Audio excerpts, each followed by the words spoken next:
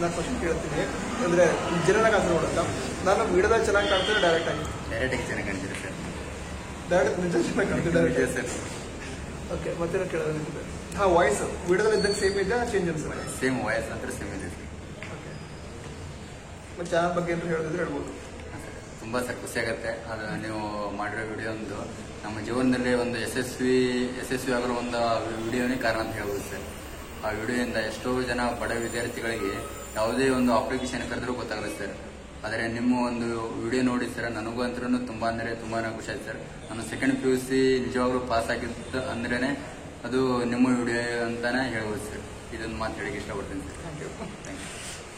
ನೀವು ಸ್ಟಡಿ ಮಾಡಿದಕ್ಕೋಸ್ಕರ ಆಗಿರೋದು. But thank you. All the best. Next exam ಚೆನ್ನಾಗಿ ಮಾಡಿ, ಅಂದರೆ competitive exam. All the best. Degree ಮಾಡೋ ಪ್ಲಾನ್ ಇದೆಯಾ? ಹಾಂ ಸರಿ sir. Okay, all the best. ಎಲ್ಲದಕ್ಕೂ all the best. Okay, thank you sir. Thank you. ಇದನ್ನು ನಾನು ಶೇರ್ ಮಾಡ್ಬೋದಾ? ಓಕೆ, ಖಂಡಿತ ಸರ್, ಖಂಡಿತ. Thank you.